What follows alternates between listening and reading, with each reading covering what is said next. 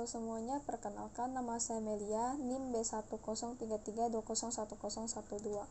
Pada kali ini saya akan menyampaikan video materi mengenai analisis regresi. Pertama, analisis regresi terdiri dari 6 materi, yaitu yang pertama analisis tabel ANOVA, yang kedua koefisien regresi, yang ketiga koefisien determinasi atau korelasi, yang keempat standar error, yang kelima confidence atau prediction interval, yang keenam Durbin-Watson. Yang pertama kita akan membahas tentang analisis tabel ANOVA. ANOVA adalah sebuah analisis statistik yang menguji perbedaan antar perlakuan dari beberapa kelompok. Pada prinsipnya, uji ini membandingkan variasi 3 kelompok sampel atau lebih. Lebih dari sekedar membandingkan nilai mean atau rata-rata, uji ANOVA juga mempertimbangkan keragaman data yang dimanifestasikan dalam nilai varians. Jika bicara tentang ANOVA dan analisis regresi, maka kita harus mengenal uji F. Uji F dikenal dengan uji serentak atau uji nilai model atau uji ANOVA, yaitu uji untuk melihat bagaimanakah pengaruh semua variabel bebasnya secara bersama-sama terhadap variabel terikatnya, atau untuk menguji apakah model regresi yang kita buat baik signifikan atau tidak baik atau non-signifikan. Selain itu, ANOVA dalam perhitungannya membandingkan nilai mean square dan hasilnya adalah menilai apakah model prediksi linear tidak berbeda nyata dengan nilai koefisien estimasi dan standar errornya. Selanjutnya kita akan membahas tentang kegunaan ANOVA. ANOVA digunakan sebagai alat analisis untuk menguji hipotesis penelitian yang mana menilai adakah perbedaan rata antara kelompok. Hasil akhir dari analisis ANOVA adalah nilai F-test atau F-hitung. Nilai F-hitung ini yang nantinya akan dibandingkan dengan nilai pada tabel F. Jika nilai F-hitung lebih dari F-tabel, maka dapat disimpulkan bahwa menerima H1 atau menerima H0 atau berarti ada perbedaan bermakna rata pada semua kelompok. Analisis ANOVA sering digunakan pada penelitian eksperimen di mana terdapat beberapa perlakuan. Peneliti ingin menguji apakah ada perbedaan bermakna antara perlakuan tersebut. Selanjutnya yaitu ciri-ciri ANOVA. Ciri khasnya dari ANOVA adalah adanya satu atau lebih variabel bebas sebagai faktor penyebab dan satu atau lebih variabel respons sebagai akibat atau efek dari adanya faktor. Contoh penelitian yang dapat menggambarkan penjelasan ini adalah adakah pengaruh jenis bahan bakar terhadap umur toraks mesin?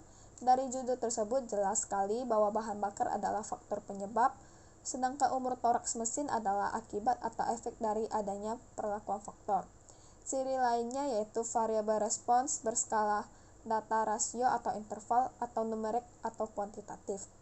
ANOVA merupakan salah satu dari berbagai jenis uji parametris, karena mensyaratkan adanya distribusi normal pada variabel terikat, perlakuan atau distribusi normal pada residua. Syarat normalitas ini mengasumsikan bahwa sampel diambil secara acak dan dapat mewakili keseluruhan populasi agar hasil penelitian dapat digunakan sebagai generalisasi. Namun, keunikannya, uji ini dapat dikatakan relatif robust atau kebal terhadap adanya asumsi tersebut. Selanjutnya, kita akan membahas tentang pendekatan ANOVA dalam analisis regresi. Yang pertama, partisi sum square total atau SST. SST sama dengan SSE ditambah dengan SSR. SST adalah sum square total dengan derajat bebas atau DFN-1. SSE adalah sum square error dengan derajat bebas N-2 dan sum square regression dengan derajat bebas atau DF1. Selanjutnya ini adalah penjelasan dari SSE, SSR, dan SST. Selanjutnya yaitu tabel ANOVA. Tabel ANOVA terdiri dari sumber keragaman, jumlah kuadrat, DF kuadrat tengah, dan juga F-hitung. Sumber keragaman terdiri dari regresi, error, dan total. Jumlah kuadrat dari regresi adalah SSR dengan DF1, kuadrat tengah MSR sama dengan SSR dibagi 1, dan F-hitung sama dengan MSR dibagi dengan MSE. Sumber keragaman error, jumlah kuadratnya yaitu SSE, DF-nya N-2, kuadrat tengahnya MSE sama dengan SSE dibagi dengan N-2, dan F-hitungnya adalah MSR dibagi dengan MSE. Sumber keragaman total, yaitu jumlah kuadrat SST dengan DF N-1, kuadrat tengah MSE sama dengan SSE dibagi N-2, dan F hitung adalah MSR dibagi dengan MSE. Selanjutnya, langkah pengujian dari ANOVA. Yang pertama, kita menentukan hipotesis. Hipotesisnya yaitu H0 beta 1 sama dengan 0, H1 beta 1 tidak sama dengan 0. Yang kedua, menentukan taraf uji. Taraf uji ditentukan sebesar alfa. Yang ketiga yaitu statistik uji. Statistik uji yang digunakan yaitu F hitung di mana MSR dibagi dengan MSE. Yang keempat, menentukan daerah kritis. Daerah kritis digunakan dengan F tabel yaitu F alfa, 1, N-2. Yang kelima itu membuat keputusan. Tolak H0 jika F hitung lebih dari F tabel. Yang keenam, kesimpulan. Jika tolak H0 dengan tarif uji sebesar apa, kita berhasil membuktikan adanya hubungan linear antara X dan Y. Dan jika gagal tolak H0, maka kesimpulannya adalah dengan taraf uji sebesar apa, alfa, kita belum berhasil membuktikan adanya hubungan linear antara X dan Y. Selanjutnya yaitu contoh soal ANOVA satu arah menggunakan aplikasi Excel. Data berikut mencantumkan beberapa bungkus rokok yang terjual di sebuah pasar swalayan pada 8 hari yang dipilih secara acak. Di sini kita lihat itu ada merek A, B, C, D, dan E, dan juga data penjualan selama 8 hari. Soalnya yaitu dengan taraf signifikansi 5%, apakah rata-rata penjualan kelima rokok di atas sama banyak? Selanjutnya akan kita bahas yaitu di Excel-nya. Di sini sudah ada datanya dan juga pertanyaannya. Selanjutnya kita akan menghitungnya yaitu pada tab data kita pilih pada data analisis. Apabila pada komputer Anda, pada Excel Anda belum ada pilihan data analisis, maka dapat menambahnya pada option. Selanjutnya itu add-ins, pilih analysis toolpath, lalu manage-nya Excel add-ins, lalu go, pilih centang analysis toolpath dan OK. Selanjutnya jika sudah ada, kita akan langsung pilih data analisis dan di sini kita pilih ANOVA single factor karena kita akan membahas tentang analisis ANOVA satu arah. Lalu klik OK. Input range-nya yaitu data yang kita gunakan yaitu data berupa angka-angka pada data kita, yaitu data ini. Oke, lalu selanjutnya kita pilih group by column karena data kita dalam bentuk vertikal atau kolom. Selanjutnya alfanya 0,05 dan output range-nya yaitu tab yang akan kita gunakan untuk hasilnya. Maka nanti hasil dari tabel ANOVA ini akan keluar pada kolom J4. Lalu klik OK dan ini adalah hasilnya. Kita menentukannya dengan membandingkan F dan juga F kritis. Dapat kita lihat di sini yaitu F lebih besar daripada F kritis, maka kesimpulannya adalah tolak H0, atau kita dapat membandingkannya dengan P value dengan DF dengan alpha yaitu alfanya yaitu 5%. Ini kurang dari 5%, maka kesimpulannya adalah tolak H0. Jadi kesimpulan dari soal ini adalah rata-rata penjualan kelima rokok di atas pada swalayan tersebut berbeda dengan taraf signifikansi 5%. Kedua yaitu koefisien regresi.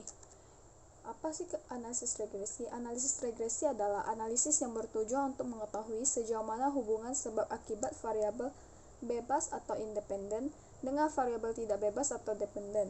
Analisis regresi digunakan untuk mengukur besarnya pengaruh variabel bebas terhadap variabel terikat dan memprediksi variabel terikat dengan menggunakan variabel bebas. Analisis ini bertujuan untuk mengestimasi seberapa jauh perubahan nilai suatu variabel apabila terjadi perubahan pada variabel lain. Sehingga analisis regresi ini bisa digunakan sebagai alat pengambilan keputusan apakah naik turunnya suatu variabel dapat dilakukan dengan peningkatan atau penurunan variabel lain. Selanjutnya, analisis regresi linear sederhana. Analisis regresi linear sederhana adalah hubungan secara linear antara satu variabel independen dengan variabel dependen. Analisis regresi sederhana dapat digunakan untuk mengetahui arah dari hubungan antara variabel bebas dengan variabel terikat. apakah memiliki hubungan positif atau negatif, serta untuk memprediksi nilai dari variabel terikat apabila nilai variabel bebas mengalami kenaikan atau penurunan. Pada regresi sederhana, biasanya data yang digunakan memiliki skala interval atau rasi. Next, analisis regresi juga dapat digunakan untuk memahami variabel-variabel bebas mana saja yang dapat berhubungan dengan variabel terikat, serta untuk mengetahui bentuk hubungan tersebut.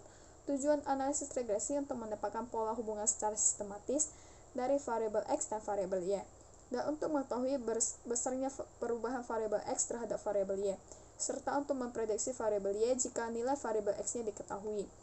Prinsip dasar pada persamaan regresi sederhana adalah bahwa antara variabel dependen Y dengan variabel independennya X harus memiliki sifat hubungan sebab akibat atau hubungan kausalitas berdasarkan teori. Dari hasil penelitian sebelumnya atau juga yang didasarkan dari penjelasan logis tertentu. Rumus regresi linear sederhana adalah sebagai berikut. Y sama dengan A tambah BX dengan keterangan Y merupakan variabel dependen dan X merupakan variabel independen atau variabel bebas. A merupakan konstanta nilai dari Y apabila X sama dengan 0. Dan B adalah koefisien regresi.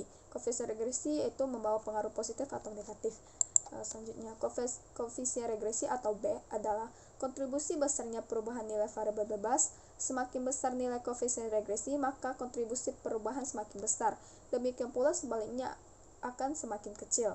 Kontribusi perubahan variabel X atau variabel bebas juga ditentukan oleh koefisien regresi positif atau negatif. Selanjutnya, cara menghitung koefisien regresi sederhana atau uji T. Uji ini digunakan untuk mengetahui apakah variabel independen atau X berpengaruh secara signifikan terhadap variabel dependen atau Y. Signifikan berarti pengaruh yang terjadi dapat berlaku untuk populasi atau dapat digeneralisasikan. Langkah-langkah pengujian adalah sebagai berikut. Yang pertama, kita harus menentukan hipotesis.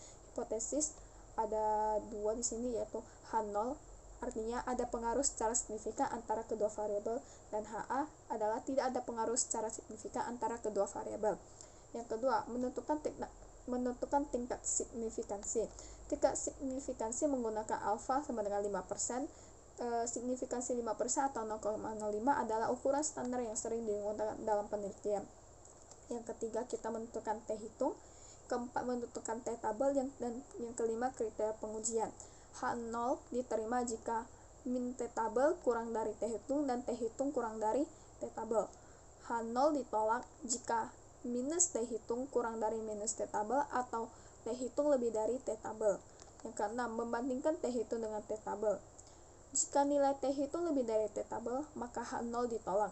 Dan yang ketujuh, membuat kesimpulan. Berikutnya adalah contoh soal. Ini adalah contoh soal dan kita akan mengerjakannya dalam bentuk Excel. Di sini adalah data yang sudah disiapkan, yaitu X ketaatan terhadap tugas dan kinerja siswa, dan Y kinerja siswa. Kita akan menganalisisnya menggunakan data analisis. Kita pilih regression karena kita menguji analisis regresi. Selanjutnya Y range-nya kita masukkan ini Y-nya, dan X range-nya kita masukkan yang di sini. Lalu label karena saya pilihnya dari X ini. Selanjutnya confidence level 95%, output range-nya diletakkan di sini saja. Oke. Kita tekan oke, maka akan keluar hasilnya. Dari hasil ini dapat kita simpulkan adalah multiple R-nya atau nilai korelasi antara X dan Y adalah 0,676, termasuk dalam kategori kuat. Yang selanjutnya yaitu nilai koefisien determinasi. Nilai koefisien determinasi didapatkan dari R². Nilai koefisien determinasi 0,457 atau 45,7%, yang berarti bahwa X dapat menjelaskan Y sebesar 45,7%, sisanya dipengaruhi oleh faktor lain. Selanjutnya yaitu nilai signifikansi. Nilai signifikansi lebih kecil daripada alfa, yaitu 0,05, sehingga dapat disimpulkan bahwa adanya pengaruh yang signifikan antara variabel X dan Y. Dan kita dapat menyimpulkan analisis regresinya berdasarkan intercept dan juga X yang kita dapatkan Y sama dengan 12,6 tambah 0,59 X didapatkan dari rumus Y sama dengan A tambah BX. Ini adalah hasil dari analisis regresi linear sederhana. Selanjutnya yang ketiga yaitu koefisien determinasi atau korelasi. Koefisien korelasi. Koefisien korelasi seringkali disimbolkan dengan notasi R, yaitu ukuran korelasi linear antara dua variabel. Koefisien korelasi atau R dapat dihitung dari data yang sama digunakan untuk menghasilkan persamaan garis lurus Y sama dengan AX tambah B. Nilai koefisien korelasi atau R memperkirakan kelinieran sebenarnya dari data asli. R memperkirakan seberapa besar hubungan dari persamaan garis lurus atau regresi linier serta mewakili titik data yang tersebar berdasarkan plot data pada grup X dan Y. Dalam praktiknya, nilai R berkisar -1 sampai +1, tergantung arah garis regresi. Apabila R-1 artinya korelasi negatif sempurna. Ini menandakan ada hubungan bertolak belakang antara variabel X dan variabel Y, di mana bila variabel X naik, maka variabel Y turun. Apabila R sama dengan +1, artinya korelasi positif sempurna. Ini menandakan ada hubungan searah antara variabel X dan variabel Y, di mana bila variabel X naik, maka variabel Y ikut naik. Di sini ada pengkategorian nilai korelasi atau R. R sama dengan 1, maka korelasi sempurna. 0 apabila korelasi 0,8 lebih kecil sama dengan R atau R kurang dari 1, maka korelasi sangat kuat. 0,6 kurang dari sama dengan R, kurang dari 0,8 maka korelasi kuat. 0,4 kurang dari R, kurang dari 0,6 maka korelasi sedang. 0,2 kurang dari sama dengan R, kurang dari 0,4 maka korelasi lemah. 0,0 kurang dari R, kurang dari 0,2 maka korelasi sangat lemah. R sama dengan 0 artinya tidak ada korelasi sama sekali antara kedua variabel. Dan ini adalah rumus koefisien korelasi. Yang pertama, R Y XI sama dengan N sigma XI kali Y dikurang dengan sigma XI dikali dengan sigma Y dibagi dengan akar N sigma XI kuadrat kurang sigma XI kuadrat kali dengan N sigma Y kuadrat dikurang sigma Y kuadrat R Y XI sama dengan koefisien korelasi antara Y dan X. XI sama dengan variabel bebas atau independen, Y sama dengan variabel terikat atau dependen, dan E bandingnya data. Cara menghitung koefisien korelasi yang pertama, hitung nilai rata-rata mean atau X bar dengan cara menjumlahkan seluruh nilai X kemudian membaginya dengan jumlah data. Yang langkah kedua itu menghitung nilai rata-rata atau mean Y bar dengan cara menjumlahkan seluruh nilai Y kemudian membaginya dengan jumlah data. Yang langkah ketiga, hitung kuadrat dari X min X bar dan jumlah kuadratnya. Yang langkah keempat, hitung kuadrat dari Y dikurang Y bar dan jumlah kuadratnya. Langkah kelima, hitung jumlah X min X bar dikali dengan Y min Y bar. Langkah keenam, masukkan ke dalam rumus koefisien korelasi. Berikut adalah contoh soal koefisien korelasi yang akan diselesaikan menggunakan aplikasi Excel, yaitu di sini. Kita akan menggunakan data analisis korelasi, yaitu di correlation, terus input range-nya di sini ada 2. Kita masukkan kedua variabelnya. Oke, lalu group by column karena data kita berdasarkan kolom dan output range-nya kita letakkan di sini. Oke. Dari hasilnya kita dapatkan bahwa jumlah biaya iklannya dengan signifikan tingkat korelasinya 0,86. Sini 0,86 artinya maka korelasi sangat kuat. Jadi dapat disimpulkan bahwa data ini antara biaya iklan dan jumlah penjualan memiliki hubungan korelasi sangat kuat. Oke, next koefisien determinasi. Menurut Imam Ghazali 2009, koefisien determinasi adalah mengukur seberapa jauh kemampuan sebuah model dalam menerangkan variasi variabel dependen nilai koefisien determinasi antara 0 dan 1. Secara umum, koefisien determinasi digunakan sebagai informasi mengenai kecocokan suatu model dan dihitung untuk mengetahui sejauh mana kecocokan sejumlah variabel bebas yang ada dalam sebuah model persamaan regresi linier berganda secara berbarengan mampu menjelaskan variabel tidak bebasnya. Nilai koefisien determinasi sendiri berada di rentang 0 sampai 1. Suatu nilai ini bisa dikatakan baik jika ia berada di atas angka 0,5. Sebaliknya, suatu nilai koefisien determinasi dibilang tidak baik jika di bawah 0,5. Sedangkan jika mengacu pada hasil perhitungannya, maka sebuah model regresi linear berganda dibilang layak dipakai jika nilai dari R-square-nya lebih dari 0,5. Selanjutnya, dalam regresi, angka koefisien determinasi dijadikan sebagai pengukuran seberapa baik garis regresi mendekati nilai data asli yang dibuat melalui model. Contohnya, jika koefisien determinasi atau S-square sama dengan 1, maka angka tersebut memperlihatkan garis regresi cocok dengan data dan sempurna. Sebaliknya, jika koefisien determinasi atau R-square semakin mendekati 0, maka datanya tidak cocok.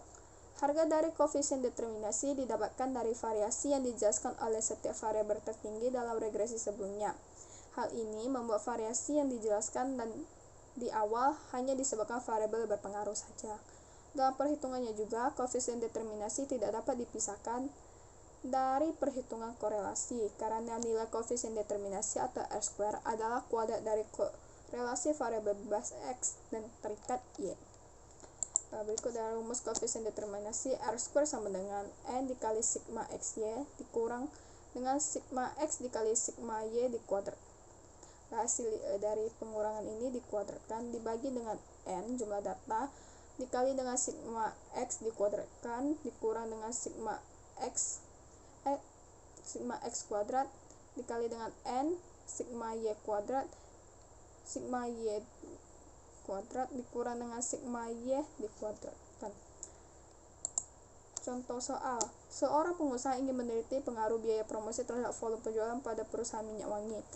Dari pernyataan tersebut didapatkan variabel dependen atau Y adalah volume penjualan dan variabel dependen atau X adalah biaya promosi. Data-data yang ditabulasikan sebagai berikut. Di sini sudah ada data X dan Y-nya. Tentukan persamaan regresi linear sederhana, koefisien korelasi, dan koefisien determinasinya. Berikutnya kita akan menghitung dulu X-nya, Y-nya, XY, X kuadrat, dan Y kuadrat dari data sini. X-nya yaitu dengan di sini ada sigma X-nya 108, sigma Y-nya 493, XY-nya ini artinya 12 dikali 56 atau X-nya dikali Y 672 dengan sigma XY-nya didapatkan hasil 6670. X kuadrat artinya di sini angka X-nya dikuadratkan yaitu hasilnya ini X kuadrat. Sigma X kuadrat adalah 1468 dan selanjutnya adalah Y kuadrat lipat dari Y-nya dikuadratkan di sini datanya. Dengan sigma Y kuadrat ya didapatkan adalah 30.451.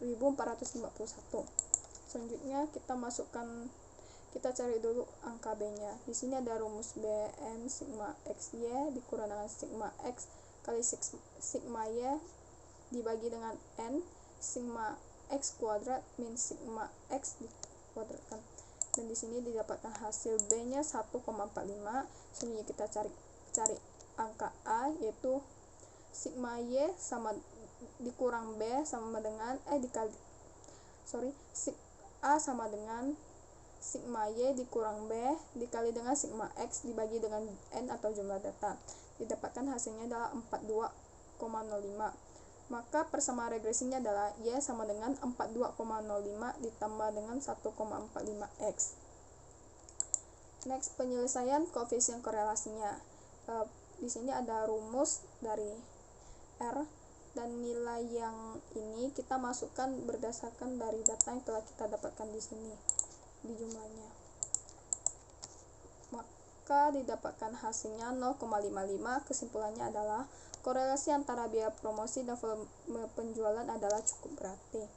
Selanjutnya penyelesaian koefisien determinasi.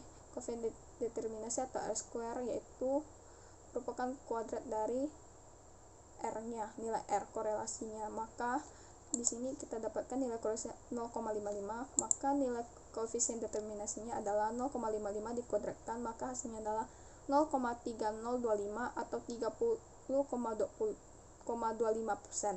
Artinya, kemampuan biaya promosi dalam menjelaskan perubahan dari volume penjualan sebesar 30,25% terdapat 69,75%, didapatkan dari 100 dikurang 30,25%, perubahan volume penjualan yang dijelaskan oleh faktor lain. Yang keempat, penjelasan mengenai standar error. Standar error adalah standar deviasi dari rata-rata. Bila kita mempunyai beberapa kelompok data, misalnya 3 kelompok, maka kita akan mempunyai 3 buah nilai rata-rata. Bila kita hitung nilai standar deviasi dari 3 buah nilai rata-rata tersebut, maka nilai standar deviasi dari nilai rata-rata tersebut disebut dengan nilai standar error. Simbol standar error adalah untuk sampah adalah SY bar atau kadang-kadang ditulis dengan SE. Next, rumus untuk standar error yaitu XY bar sama dengan akar dari S kuadrat per N. Contoh soal, kita mempunyai jumlah data anakan padi varietas pandan wangi sebagai berikut. Di sini adalah stempel dengan rata-rata masing-masing data 23,25, 24,25, dan 30. Secara teoris, standar error adalah standar deviasi dari nilai rata-rata. Dari contoh di atas, nilai rata-rata ada 3 buah yaitu 23,25, 24,25, dan 30. Oleh karenanya, bila kita hitung nilai standar deviasi dari ketiga nilai tersebut, maka nilai tersebut disebut juga nilai standar error dari keseluruhan data di atas. Dapat dilihat di rumus menghitung standar deviasi. Namun untuk keperluan praktis, maka perhitungan nilai standar error tidak dihitung dari nilai rata-ratanya, tetapi langsung dihitung dari keseluruhan data dengan rumus seperti di atas di sini. Nilai dari rumus di sini yaitu SY bar sama dengan S kuadrat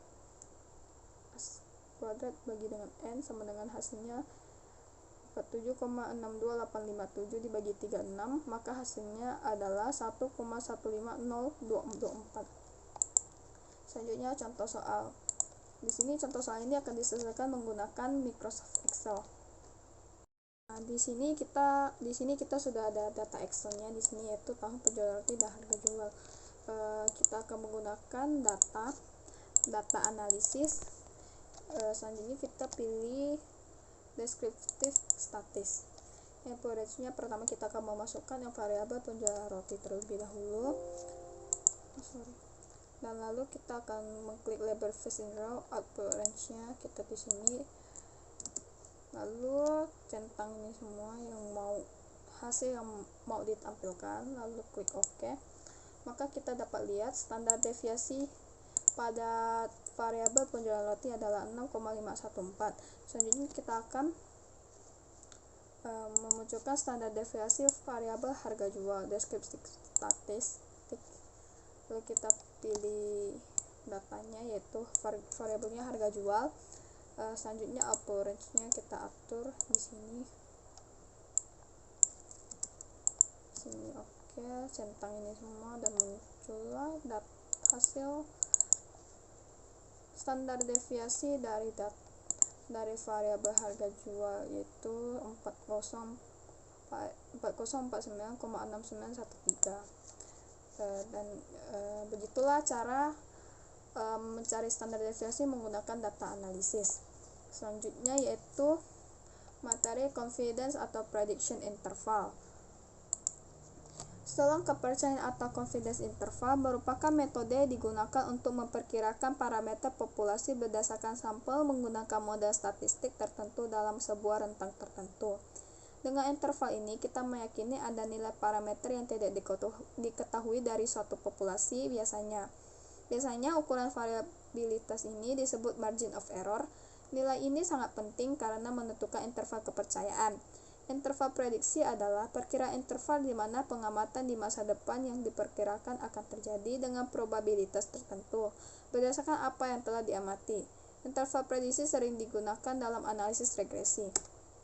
Selanjutnya, pengurangan atau penambahan nilai variabilitas dengan statistik yang digunakan akan menghasilkan perkiraan nilai yang berisi parameter populasi.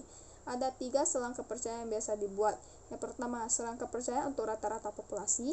Yang kedua, selang kepercayaan untuk perbedaan rata-rata 2 populasi. Yang ketiga, selang kepercayaan untuk perbedaan proporsi populasi. Dan yang keempat, selang kepercayaan untuk perbedaan rata-rata 2 proporsi populasi. Selang kepercayaan merupakan upaya dari seorang peneliti dalam melakukan berbagai pengujian hipotesis atau pendugaan lainnya sehingga menghasilkan nilai yang diyakini terdapat parameter di dalamnya. Contoh soal seorang manajer perusahaan ingin mengestimasi rata-rata waktu yang dibutuhkan oleh seorang operator mesin dengan menyelesaikan sebuah pekerjaan. Untuk itu dipilih 12 orang secara acak menggunakan taraf penelitian signifikansi alfa 0,05. Dan di sini kita akan selesaikannya menggunakan Excel. Yang pertama kita mencari rata-rata dulu, itu rumusnya average dari ke-12 data. Selanjutnya standar deviasi sudah ada rumusnya, ini stdef S sama dengan STDEF S, masukkan ke 12 data di sini, itu confidence interval. Selanjutnya confidence interval itu menggunakan confidence norm, alfanya 0,05. Standar deviasinya kita masukkan sini, dan size-nya itu kita masukkan jumlah data kita yaitu 12. Selanjutnya muncul hasil confidence error intervalnya. Selanjutnya lower estimator didapatkan dari nilai rata-rata dikurang dengan confidence interval, maka didapatkan hasil 4,4945, dan uppernya rumusnya yaitu rata-rata ditambah dengan confidence interval. Dari data yang telah kita dapatkan ini dapat disimpulkan bahwa dengan tingkat kepercayaan 95%, rata-rata populasi berada pada selang 4,49 sampai dengan 5,78 didapat dari nilai lower estimator dan juga upper. Oke, ini dan materi terakhir dari analisis regresi yaitu Durbin-Watson. Durbin-Watson merupakan salah satu metode analisis autokorelasi. Apa sih uji autokorelasi itu? Uji autokorelasi adalah sebuah analisis statistik yang dilakukan untuk mengetahui adakah korelasi variabel yang ada di dalam model prediksi dengan perubahan waktu. Oleh karena itu, apabila asumsi autokorelasi terjadi pada sebuah model prediksi, maka nilai disturbance tidak lagi berpasangan secara bebas, melainkan berpasangan secara autokorelasi. Uji autokorelasi di dalam model regresi linear harus dilakukan apabila data merupakan data time series atau runtut waktu. Sebab yang dimaksud dengan autokorelasi sebenarnya adalah bila pada sebuah sampel atau observasi tertentu sangat dipengaruhi oleh nilai observasi sebelumnya. Uji Durbin-Watson. Uji Durbin-Watson adalah uji autokorelasi yang menilai adanya autokorelasi pada residual. Uji ini dilakukan dengan asumsi atau syarat antara lain. Yang pertama, model regresi harus menyertakan konstanta.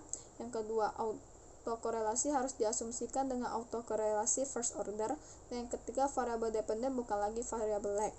Uji Durbin-Watson akan menghasilkan nilai Durbin-Watson atau DW yang nantinya akan dibandingkan dengan dua nilai Durbin-Watson tabel, yaitu Durbin upper atau DU dan Durbin lower atau DL. Dikatakan tidak terdapat autokorelasi jika DW lebih dari DU dan min DW lebih dari DU, atau bisa dinotasikan juga sebagai berikut: 4 min DW lebih dari DU dan DU kurang dari DW. Sekian presentasi saya mengenai analisis regresi. Mohon maaf jika ada kesalahan. Atas perhatiannya saya ucapkan terima kasih.